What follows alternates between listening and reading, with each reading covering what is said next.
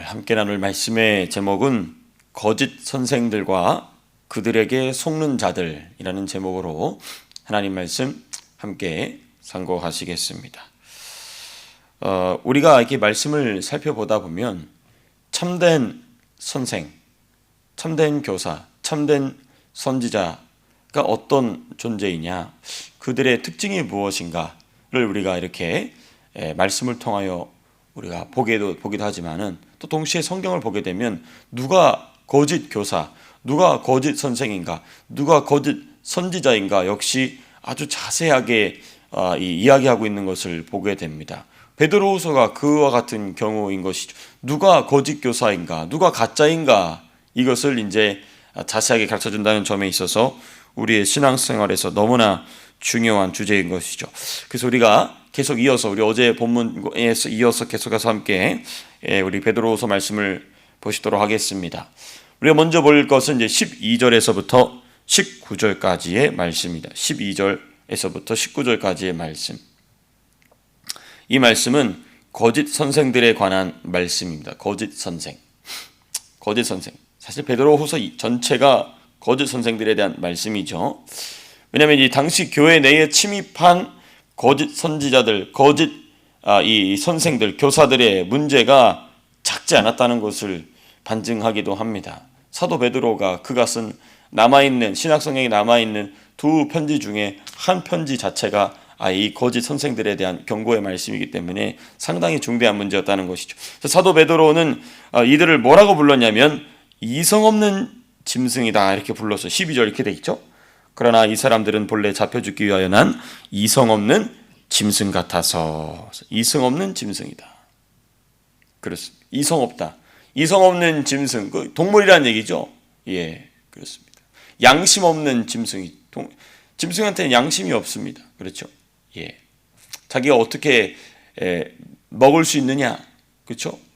예, 어떻게 또 살아남을 수 있느냐, 거기에만 집중하고 있는 게 바로 이성 없는 짐승입니다. 그 이성 없는 짐승과 같은 거짓 선생들의 행위 첫 번째가 12절에 기록되어 있죠. 12절 중반에 이성 없는 짐승 같아서 그 알지 못하는 것을 비방하고 그들의 멸망 가운데서 멸망을 당하며 이렇게 있어요. 여기 중심은 이거, 핵심은 이거죠. 그 알지 못하는 것을 비방한다는 것이 이성 없는 짐승 같은 거짓 선생들의 행위 중에 첫 번째로 지금 사도 베드로가 언급하는 것입니다. 오늘 본문에서 얘기한 것이죠. 여러분, 누군가가 무엇을 막 비판하고 또 누군가가 누군가를 비방하고 비판할 때는 그 대상을 알지 못하면 그런 얘기 할 수 있을까요? 없을까요? 못하죠. 모르는데 어떻게 비판합니까? 그렇죠. 아니까 비판하고 아니까 비방하는 것입니다. 그런데 역설적이게도 사도 베드로는 뭐라고 얘기하냐면 이들은 알지도 못하는 것을 자신들은 안다라고 지금 착각하고 있다는 것입니다. 알지도 못하는 것을 안다라고 착각하여 확신하여 비방한다는 것이죠. 무엇을 이렇게 이들은 비방합니까? 진리입니다. 진리. 어제 이어졌던 것처럼 사신주, 다시 살아나신 주 예수를 제대로 알지도 못하면서 그 도를, 그 진리를, 그분을 비방하고 비판한다는 것입니다. 이들은 자신들이 매우 잘한다는 강력한 착각에 사로잡혀 있습니다. 근데 여러분, 막상 대화해 보면 성경을 잘 알지 못하거나 심각하게 오해하고 있는, 심각하게 곡해하고 있는 것을 우리가 보게 됩니다. 이런 점에 있어서 사도 베드로는 이 베드로 전서나 후서에서 너희가 대답할 것을 항상 뭐라고 얘기하죠? 그게 여기 있습니다. 이 거짓 교사들, 거짓 선생들이 하는 말을 들어보면은 그럴싸해요. 그럴싸한데 내가 사도 베드로가 우리에게 명령한 바와 같이 대답할 것을 항상 성경으로부터 말미암아 준비하고 있는 사람은 어느 부분이 잘못됐다는 것을 딱 집어낼 수 있죠. 그게 똑같습니다. 우리가 얼마나 말씀과 연합이 되어 있느냐, 우리가 얼마나 진리의 지식을 아느냐 뿐만 아니라 그것을 얼마나 내가 소화하고 있느냐는 곧 내가 그것을 정확하게 찝어낼 수 있는 중요한 우리의 영적인 실력이 된다는 것이죠. 그런 점에 있어서 소위 요즘에 변증이라고 하지 않습니까? 변증. 뭐 요즘이 아니라 원래부터 이 변증이라는 게 참 중요한 것입니다. 이렇게 사도 베드로 시대부터 있던 이단들과의 치열한 이 성경과 신학과 또 신앙 고백, 교리 문제를 가지고 다퉈왔기 때문에 우리의 신앙 고백 자체가 견고하게 되어 온 것이죠. 그렇습니다. 그런 점에 있어서 우리가 성경을 잘 알고 그것을 어떻게 대답해 줘야 될지 아는 것도, 저들이 진리를 공격하고, 그렇지 않습니까? 진리를 공격하고 성경의 중요한 사실들을 공격하는 그 사람들의 주된 특징들을 미리 안다는 것은 참 중요한 것이 아닐 수 없습니다. 두 번째, 이 거짓 선생들의 행위 두 번째가 13절에서부터 14절에 기록되어 있습니다. 13절에서부터 14절. 핵심은 이거입니다. 세상을 누리는 것, 세상을 즐기는 것을 인생의 중심에 두는 삶입니다. 그렇죠? 13절 이렇게 돼 있죠. 낮에 즐기고 노는 것을 기쁘게 여기는 자들이니 점과 흠이라. 너희와 함께 연회할 때에, 파티할 때에 그들의 속임수로 즐기고 놀며 음심이 가득한 눈을 가지고 범죄하기를 그치지 아니하며 굳세지 못한 영혼들을 유혹하며 탐욕에 연단된 마음을 가진 자들이니 저주의 자식이라. 세상 즐기는 거, 세상을 즐기는 거 너무 좋아. 세상을 즐기고 누리고 이게 너무너무 좋아. 육체의 소욕을 따라 살아가는 인생인 것이죠. 저는 우리 성도님들에게 참 감사합니다. 여러분 이렇게 새벽에 나와 기도하는 것, 이게 참 중요한 이유가 뭐냐면요, 일단 기도의 분량이 차야 돼요. 기도의 분량이 차지 않으면 절대로 인생의 문제를 돌파할 힘이 없습니다.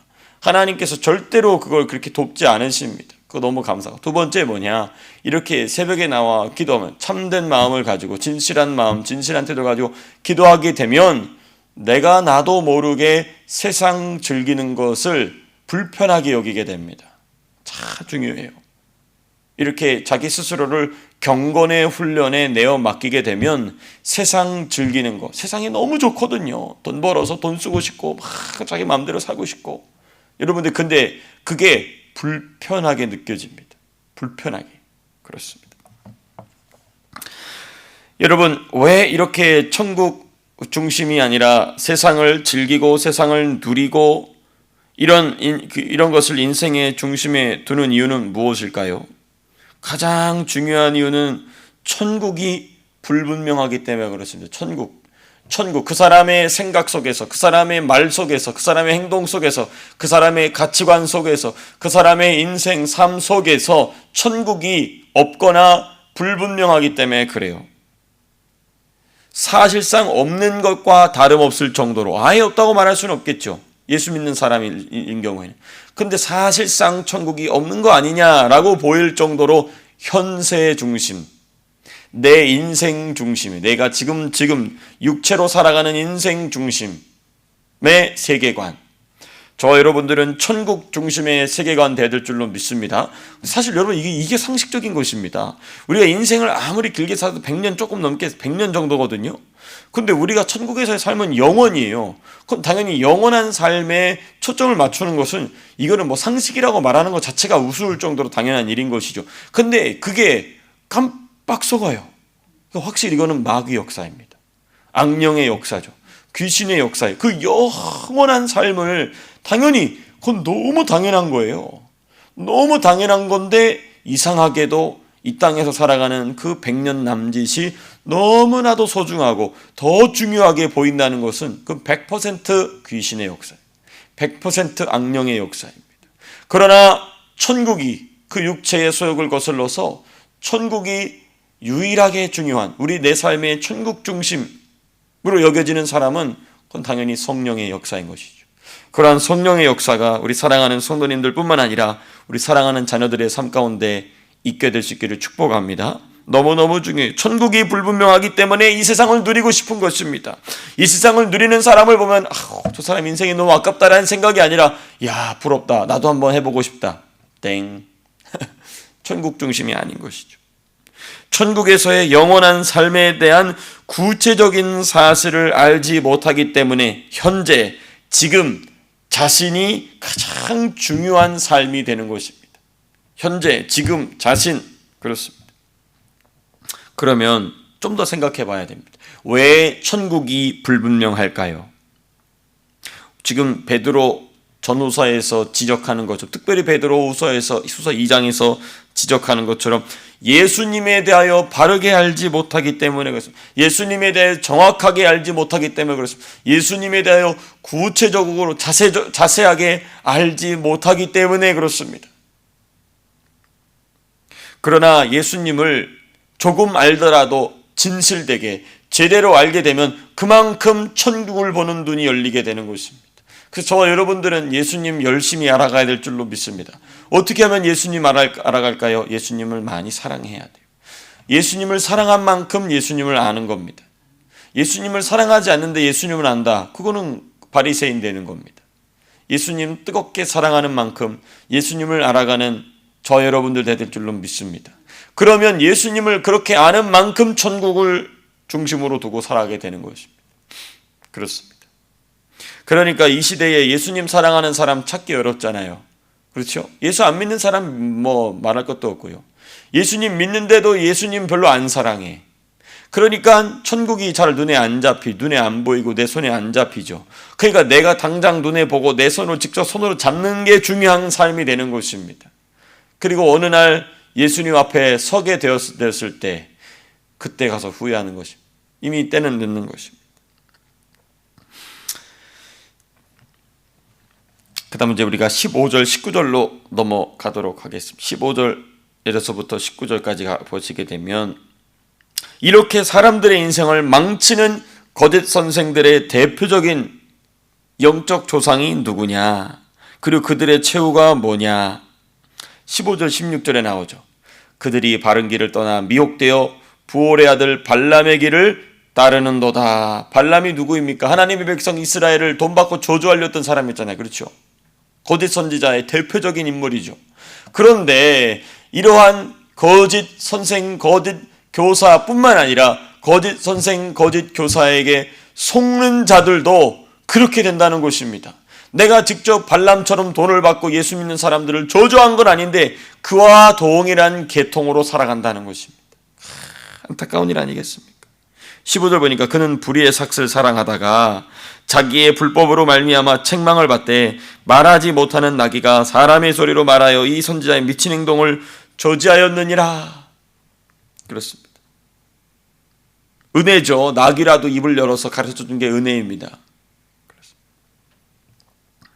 그리고 이들의 최후가 어떻게 예비되어 있느냐. 17절 이 사람들은 물 없는 샘이요 물이 없으니까 뭐가 가득하겠습니까? 귀신이 가득하겠죠. 광풍에 밀려가는 안개니 그들을 위하여 캄캄한 어둠이 예비되어 있나니. 캄캄한 어둠으로 자기가 지금 달려가는데 몰라요. 모르는 모습이 18절에 나와 있죠.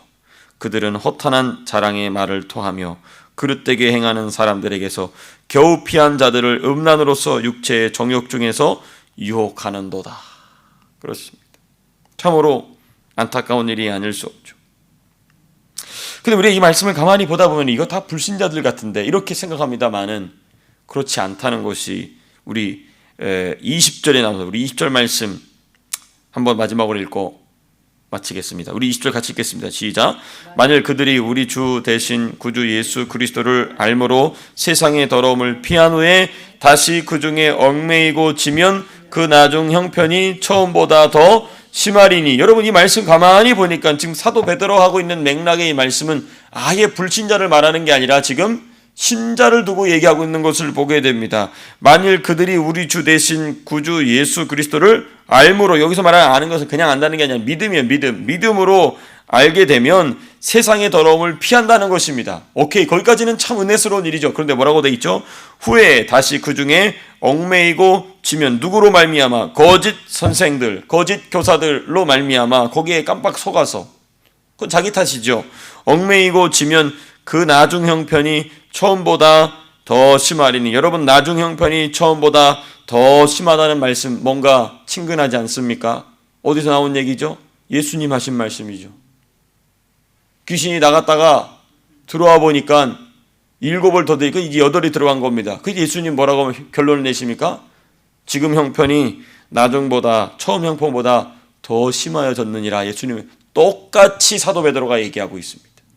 그 말씀 현장에서 들었던 사도 베드로가, 이제 순교를 앞두고 있는 사도 베드로가 이제는 그 말씀을 동일하게 하고 있는 것입니다. 예수님은 그것을 어떤 이 눈에 보이는 현상을 두고 말씀하셨으나 이제는 사도 베드로는 그 본질을 들어서 얘기하고 있는 것입니다. 그렇습니다. 확실히 누가복음 11장 26절, 우리가 그때 공부했던 것처럼 불신자에게서 귀신이 나갔던 게 아니라는 것이죠. 신자에게서 나갔다가 다시 들어간 겁니다. 그래서 21절에 사도 베드로가 참 중요한 21절 22절 중요한 말씀합니다. 의의 도를 안 후에 거룩한 명령을 저버리는 것보다 알지 못하는 것이 도리어 그들에게 나으니라. 차라리 예수를 몰라가지고 예수를 이제 처음으로 알게 돼서 고치는 게 훨씬 낫다는 것입니다. 예수를 알기는 아는데 개차반처럼 산 거예요. 그냥 자기 멋대로 산 겁니다. 이거보다 차라리 예수를 몰라가지고 다시 타락하는 것보다 예수를 애당초부터 모르는 것이 훨씬 낫다는 것입니다. 그래서 22절, 이게 잠언의 말씀인데, 참된 속담에 이르기를 개가 그 토하였던 것에 돌아가고, 자기 토한 거 자기가 다시 주워 먹으러 간다는 것입니다. 또 돼지가 씻었다가 더러운 구덩이에 도로 누웠다 하는 말이 그들에게 응하였도다. 그렇습니다. 그러니까 지금 22절 마지막이 뭡니까? 짐승이잖아요. 개고 돼지가 나오잖아요. 그러니까 12절에 이성 없는 짐승이 이렇다는 것입니다. 12절과 22절, 이성 없는 짐승의 모습. 그렇습니다. 여러분, 이 말씀 우리가 보면서 나의 스스로를 경각심을 가지고 돌아봐야 될 줄로 믿습니다. 뿐만 아니라 이렇게 살아가는 수많은 예수 믿는 사람들이 있어요. 그들을 위하여 기도하고, 그들을 위하여 이 시대가 악화져서 권면하기도 어렵죠. 그렇죠? 그럼에도 불구하고 하나님께 주시는 기회를 따라 참된 믿음의 길로 또 다른 누군가를 인도하는 일을 쓰임받는 귀한 하나님의 사람들로 오늘도 준비되고 오늘도 쓰임받는 우리 사랑하는 성도님들 되시기를 주님의 이름으로 축복합니다. 기도하고 마치겠습니다.